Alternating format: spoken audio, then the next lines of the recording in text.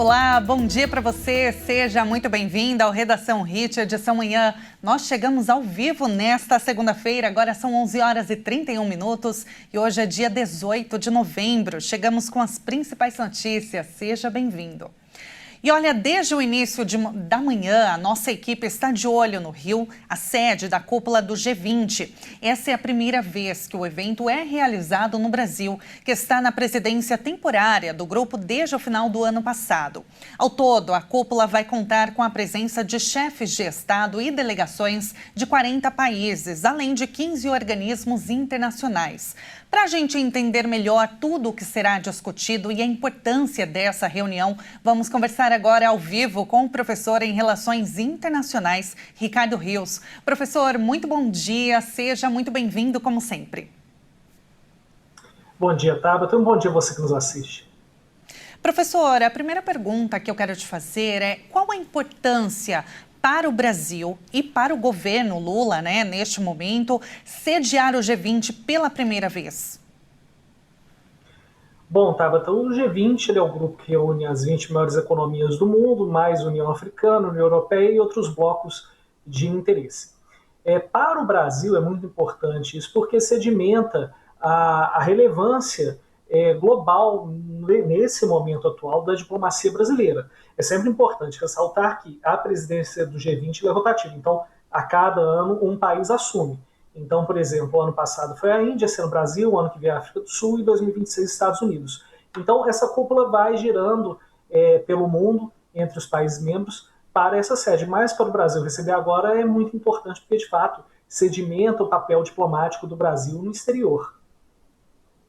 E agora, professor, neste momento, o presidente Lula, ele discursa na primeira sessão da reunião de líderes contra a fome e a pobreza. Ele lembrou que há no mundo mais de 700 milhões de subnutridos, ao mesmo tempo em que 6 bilhões de toneladas de alimentos são produzidos. Vamos ouvir. Segundo a FAO, em 2024, convivemos com um contingente de 733 milhões de pessoas ainda subnutridas. É como se as populações do Brasil, México, Alemanha, Reino Unido, África do Sul e Canadá, somadas, estivessem passando fome.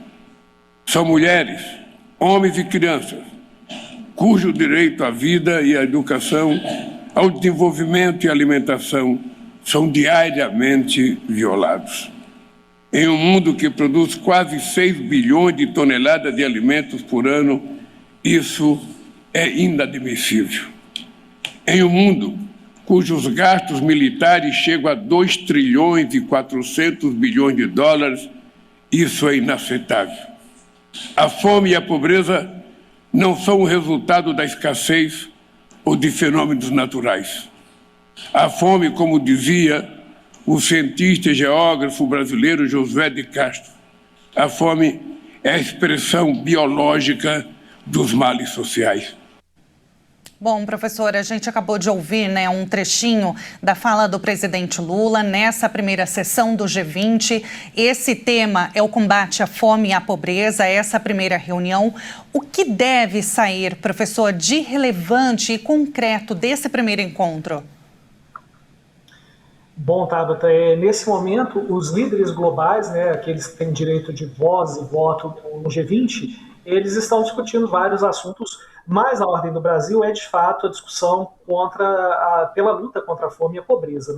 Eu até anotei aqui algumas questões que o presidente Lula trouxe no discurso. Ele traz uma posição muito realista falando da instabilidade do mundo, ele reforça a importância do estado de bem-estar social, os programas de ajuda, de transferência de renda, os programas de ajuda à alimentação. Ele faz também um balanço de programas sociais do governo brasileiro e o grande fator dessa presidência brasileira no G20 é a Aliança Global contra a Fome e a Pobreza, que tem uma liderança muito forte do Brasil e é algo que o mundo espera do Brasil. O Brasil já mostrou ser possível tirar as pessoas da pobreza extrema, da fome, e o Brasil é conclamado pelo mundo a fazer isso. Então há uma expectativa muito grande de que o Brasil faça isso, tanto que na Aliança Global contra a Fome e a Pobreza, que foi lançada agora de manhã, há alguns minutos enquanto a gente conversa os países foram anunciados, são mais de 80 países, você tem várias organizações internacionais, e aí um fato curioso é que a Argentina decidiu sair da Aliança Global contra a Fome e a Pobreza, não assinou, justamente por conta do alinhamento entre Javier Milei e Donald Trump. Mas é muito importante que o Brasil se coloque como uma liderança na luta global contra a fome e a pobreza.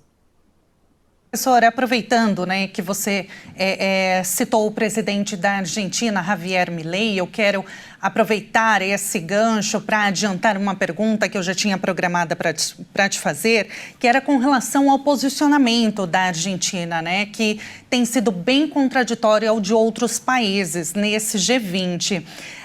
O país argentino, nosso país vizinho, ele pode ser um empecilho para acordos que saírem do G20?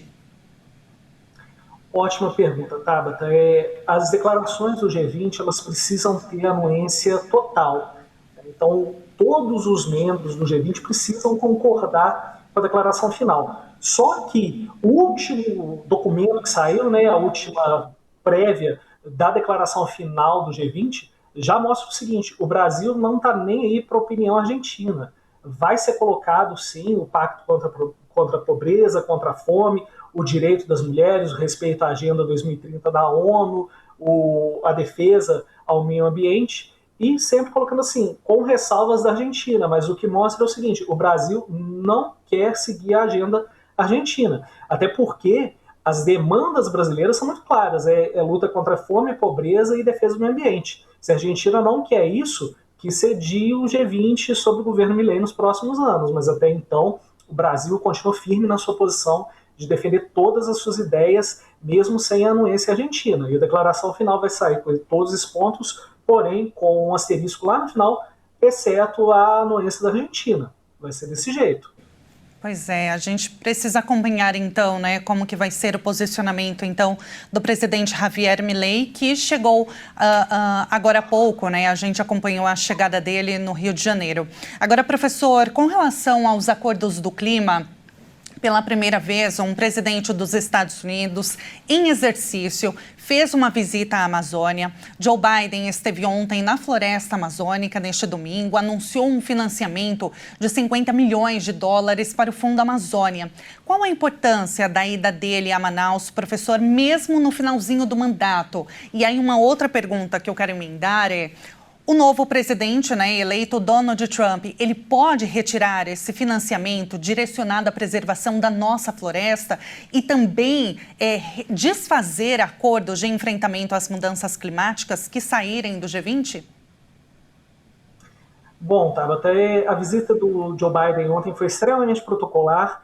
Ele já não consegue tomar mais decisões porque você já tem um Congresso novo eleito, você já está num período de transição.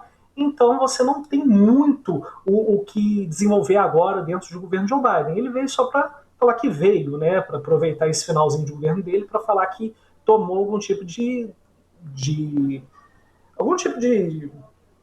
decisão, mas que na verdade é inócuo.